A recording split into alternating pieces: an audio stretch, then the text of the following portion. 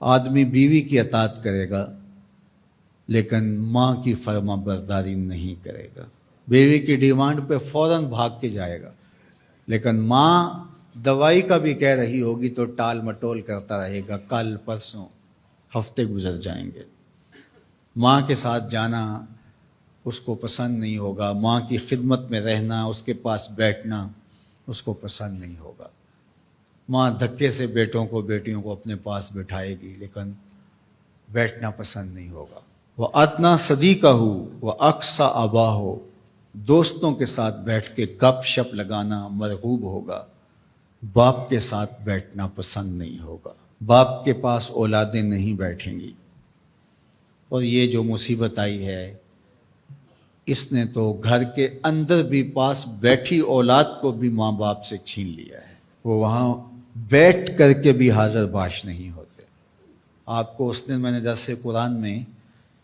جو مضمون رکھا تھا اس میں ایک لفظ تھا وَبَنِينَ شَهُودًا، وہ بیٹے جو حاضر باش ہوں وہ نعمت ہوتے ہیں، جو باپ کی خدمت میں بیٹھے ہوں، باپ کے پاس بیٹھتے ہوں، باپ کے ساتھ جڑے رہتے ہوں، وہ نعمت ہوتے ہیں۔ اور جو باپ سے جان چھڑاتے رہتے ہوں، جی چراتے رہتے ہوں، پھنس گئے تو 2 منٹ بیٹھ گئے ورنہ نہیں، بالخصوص بوڑھے بزرگوں کے پاس تو اس دور کے اندر کوئی بیٹھنے کے لیے تیار نہیں ہوتا، وہ ترستے ہیں کہ ہماری اولاد ہمارے پاس بیٹھے، لیکن اولاد کی دلچسپیاں ہی کوئی اور ہیں، وہ انہیں اولڈ فیشن سمجھتے ہیں، پرانے زمانے کے لوگ دقیانوس، ان سے ہم بات بھی کیا کریں، یہ ہمارے زمانے کی باتیں نہیں سمجھتے۔ جب تم ان کے زمانے کی باتیں نہیں سمجھتے تھے، انہوں نے ایک لفظ پانی اور روٹی سکھانے کے لیے کتنی محنت کی تھی تمہارے اوپر، تم تو کچھ بھی نہیں سمجھتے تھے، تم تو حرف و صوت سے آشنا نہیں تھے، تم تو لفظوں سے آشنا نہیں تھے۔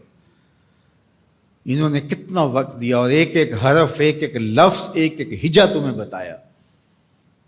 اور آج تم کہتے ہو یہ دقیانوس ہیں۔ تو کہا یہ قرب قیامت کی علامت ہے